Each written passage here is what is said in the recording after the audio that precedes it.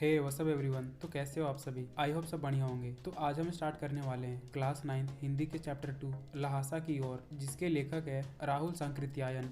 दोस्तों, इस कहानी में जब राहुल जी सन 1929 और 30 के बीच तिब्बत की सैर करके वापस आ रहे होते हैं और ये यात्रा इनकी पहली यात्रा होती है। जब ये यात्रा पे निकले थे तब हमारा देश गुलाम था और तभी किसी को भी तिब्बत पर जाने की अनुमति नहीं थी। लेकिन फिर भी लेखक और उनके साथी चोरी छुपे वहाँ की सैर पर निकल जाते हैं और फिर उन लोगों ने वहाँ पर जो देखा, वहाँ पर जो अनुभव किया, वहाँ के लोग, वहाँ के कल्चर और चढ़ाई करते टाइम उन्हें किन किन चीज़ों का सामना करना पड़ा, बस इसी के बारे में इन्होंने इस पूरे चैप्टर में बताया।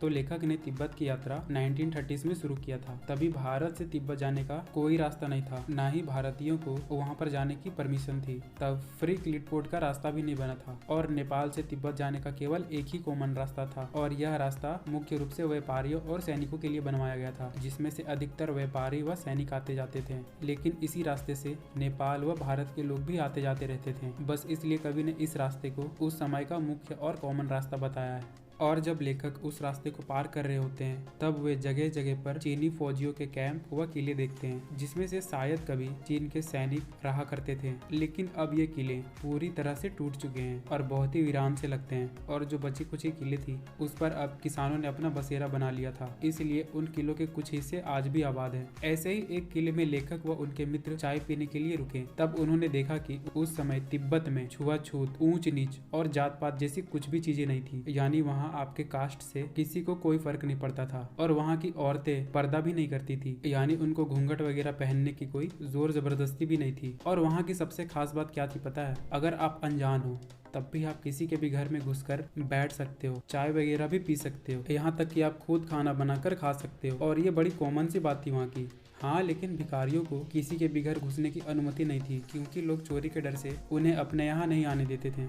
और फिर लेखक और उनके साथी चाय पीने के बाद जब वे आगे चलने लगे तो उन्हें अनुमति पत्र दिखाना पड़ा, यानी उनको वहां से और आगे जाने के लिए परमिशन लेटर दिखाना पड़ा। ये लेटर गांव के एक पुल को पार करने के लिए देना पड़ता था।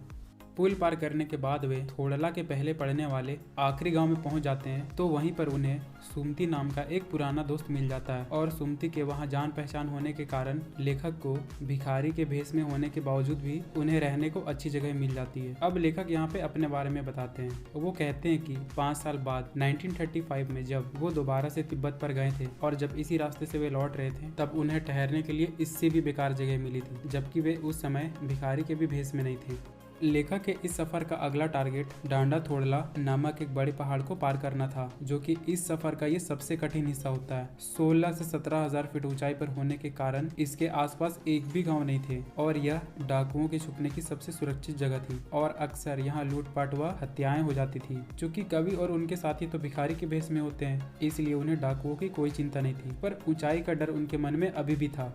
दूसरे ही दिन इन्होंने डांडे की चढ़ाई घोड़े से की और वहां से उन्हें दक्षिण पूर्व में बिना बर्फ और हरियाली के नंगे पहाड़ दिखे। नंगे पहाड़ का मतलब है कि उस पहाड़ पे एक भी बर्फ नहीं था और ना ही पेड़ वगैरह थे। डांडे की चढ़ाई करने के बाद उन्हें लड़कोर जाना था, जो कि वहां से 16 या 17 मील की दूरी पर होता है। पहाड़ से उतरते वक्त लेखक का चाइनीज घोड़ा थोड़ा धीरे चलने लगता है, जिसकी वजह से उनके साथी आगे निकल गए और वो रास्ता भटक गए और वे बाएं की ओर यानी गलत रास्ते की ओर 1.5 मील तक आगे चले गए। फिर बाद में लोगों से पूछकर वो वापस सही रास्ते में तो आ गए, मगर तब तक बहुत ही देर हो चुकी थी, जिससे उनके मित्र बहुत ही गुस्सा हो गए। लेकिन थोड़े ही देर बाद उनका गुस्सा ठंडा भी हो गया। फिर लड़कोर पहुंचने के बाद वह सब एक अच्छी जगह पर ठहरते हैं। अगले ही दिन वो तिडरी के मैदान पहुंचते हैं, जो कि चारों तरफ से सिर्फ पहाड़ों से ही घिरा होता है और उसी के बीच मैदान होता है। तिडरी मैदान के आगे एक छोटी सी पहाड़ी थी जिसका नाम तिडरी समाधि गिरी था। उस पहाड़ के आसपास के गांव वाले सुमति को पहचानते थे और सुमति उनसे मिलना भी चाहता था, पर लेखक उसे मिलने से मना कर देता है और लहासा पहुंचकर उसे पैसे देने का भी वादा करता है। पैसों की बात सुनते ही सुमति झट से मान गया और वहाँ से आगे बढ़ना शुरू किया। अगले ही दिन उन्होंने निकलने में काफी देर कर दी थी और दोपहर का समय हो चला था, इसलिए उन्हें कड़ी धूप में ही आगे बढ़ना पड़ रहा था। कूली ना मिलने पर वे अपना सामान पीठ पर लादे और हाथ में डंडा लिए चल पड़े।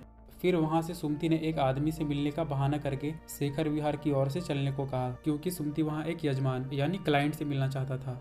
तिब्बत की जमीन वहाँ के छोटे बड़े जागीरदारों के हाथों बटी थी, यानी कि तिब्बत की सारी जमीन वहाँ के सिर्फ कुछ ही जमींदारों के पास थी। और वहाँ का एक नियम यह भी था कि अगर जिसके पास ज्यादा जमीन है वो अपने जमीन का कुछ हिस्सा बौद्ध मंदिरों और मठों के लिए दान करेगा। और फिर वहाँ के जमींदार होते हैं या जागीरदार होते हैं, वे कुछ खेती खुद के लिए भी करवाते थे, जिसके लिए उन्हें मजदूरों की भी कोई कमी नहीं होती थी। वहाँ पे ऐसे ही राह चलते चलते मजदूर मिल जाते थे। और पता है इनके खेतों की रखवाली कौन करता था? तो जो बौद्ध मंदिरों के पुजारी होते थे, जिसे हम भिक्षुक भी कहते हैं, तो यही इनकी खेतों की निगरानी करते थे, क्योंकि इन्हीं जागीरदारों की जमीनों पर बौद्ध मंदिरें बनी होती है, जिसके बदले में ही इन्हें इनकी खेतों की निगरानी करनी पड़ती थी। फिर लेखक वहाँ के सबसे फेमस जागीरदार से मिले, जिनका नाम नमसे होता है। यह एक बौद्ध भिक्षुक भी होते हैं और वहीं पे एक अच्छा मंदिर भी होता है, जहाँ लेखक को 103 हस्तलिखित पोथियां मिली, यानी उन्हें हाथों द्वारा लिखी गई 103 बुकलेट मिलती है, जिसे वे पढ़ने में मस्त हो जाते हैं। इसलिए सुमति ने भी सोचा कि जब तक ये पढ़ने में मस्त है तब तक मैं अपने 1-2 और यजमानों से मिलाता हूँ। और लेखक ने भी उसे जाने की परमिशन दे दी, क्योंकि लेखक की आखिरी मंजिल तिडरी, जो कि वहाँ से बस थोड़े ही दूर पर होती है। और फिर दोपहर तक सुमति अपने क्लाइंट से मिलकर वापस भी आ जाता है और फिर वे अपने आखिरी मंजिल तिडरी के लिए निकल पड़ते हैं। और यहीं पर यह कहानी भी खत्म होती है।